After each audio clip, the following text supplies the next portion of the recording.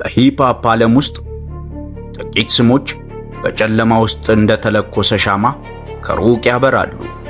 ግን የማንም ሰው ስም እሱ የበለጠ ጥልቀት የለውም። ገጣሚ፣ አብዮተኛ፣ በፍጥነት የኖረ፣ በጥልቀት የተወደደና ወጣት ሆኖ የሞተ ግን ፈጽሞ ከሰዎች ሐሳብና የሙዚቃ ስብስብ ያልተለየ ሰው። ይህ የቱፓክ ሻኩር ታሪክ ነው። ህመምን ወደ ግጥም የለወጠውና ድምፁ ዛሬም ድረስ ከምንጊዜውም በላይ የሚጮኸው ሰው። የተወለደው በምስራቅ ሃርለም ኒውዮርክ ሰኔ 16 1971 ዓመተ ምህረት ነበር። ቱፓክ አማሩ የሚለው ስሙ የመጣው ከኢንካ አብዮተኛ ሲሆን ትርጉሙም የሚያበራ እባብ ማለት ነው። እና ልክ እንደ ስሙ እሱም ለመዋጋት ወስኖ ነበር። እናቱ አፈኒ ሻኩር ለፍትህና እኩልነት ታጋይ የነበረች ሴት ስትሆን የብላክ ፓንተር ፓርቲም አባል ነበረች። ቱፓክ ያደገው በትግል ተከቦ ነበር። በድንገት ቃላት መሳሪያዎች እንደሆኑና ጥበብ ዓለምን ሊለውጥ እንደሚችል ገና በልጅነቱ ተረዳ። በ12 ዓመቱ ብቻ የሃርለም 127ኛ ስትሪትን ተቀላቅሎ ተውኔቶች እና ግጥሞችን ያቀርብ ጀመር። በሁለተኛ ደረጃ ትምህርት ቤት ደግሞ እንደ ጃዳ ፒንኬት ካሉ የወደፊት ኮከቦች ጋር በመጣመር በባልቲሞር የሥነ ጥበባት ትምህርት ቤት ቲያትርን ያጠና ጀመር። እሱ ብልህ፣ በራሱ የሚተማመን እና በኃይል የተሞላ ስለነበረ ገና ያላወቀውን ትውልድ ድምፅ አስቀድሞ ይዞ ነበር። እንደ አውሮፓውያን አቆጣጠር በ1991 ዓመተ ምህረት ቱፓክ ዲጂታል አንደርግራውንድ የተባለውን አስደሳችና ፈንኪ የራፕ ቡድንን ተቀላቀለ። ግን ከበስተጀርባ በመሆን ለመቆየት አልፈለገም። በዚያው ዓመት የመጀመሪያውን ብቸኛ አልበሙን አወጣ። ይህ መዝናኛ ብቻ አልነበረም፣ አብዮት ጭምር እንጂ።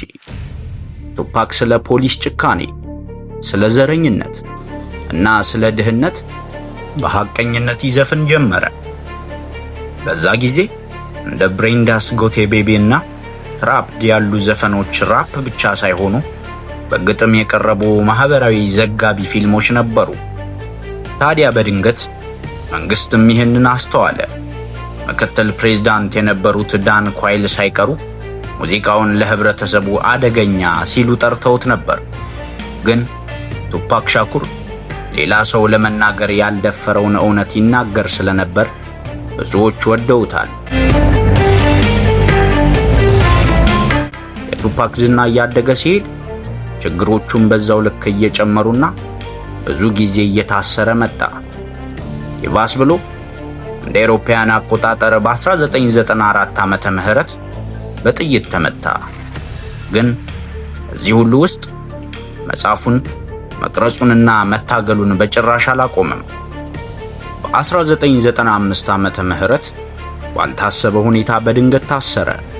ነገር ግን ከእስር ቤት በሮች ጀርባም ቢሆን የመጻፍ መንፈሱ ሊሰበር አልቻለም።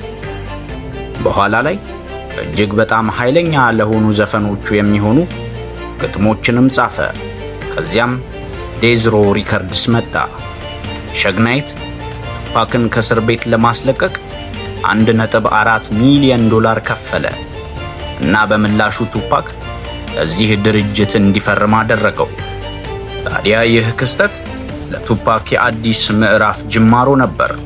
እንደ አውሮፓውያን አቆጣጠር በ1996 ዓመተ ምህረት ቱፓክ ኦላይዞ ሚና ወጣ። በታሪክ የመጀመሪያው ድርብ የራፕ አልበም ሲሆን መግለጫም ነበር።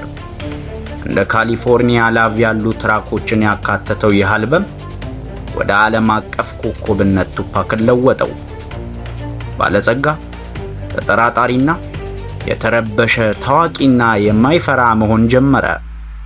በሄደበት ሁሉ አይኖች ሲመለከቱት ይሰማው ነበር። በድንገት የምስራቅ ኮስት ምዕራብ ኮስት ውዝግብ ተነሳ። የቱፓክ ፉክክር ከኖቶሪየስ ቢጊ ጋር የሂፕሆፕ ትልቁ ማዕበል ማዕከል ሆነ። ከዛም መስከረም 7 እንደ አውሮፓውያን አቆጣጠር 1996 ዓመተ ምህረት ያ ማዕበል የጥፋቱ ደረጃ ላይ ደረሰ። በዚያ ምሽት በላስ ቬጋስ ከማይክ ታይሰን ፍልሚያ በኋላ ቱፓክ ከሸግ ናይት ጋር በቢኤምደብሊው መኪና ውስጥ እየተጓዘ ነበር። ከምሽቱ 11 ሰዓት ከሩብ ገደማ አንድ ነጭ ካዲላክ ከጎናቸው በድንገት ቆመና 4 ጥይቶች ተተኮሱ።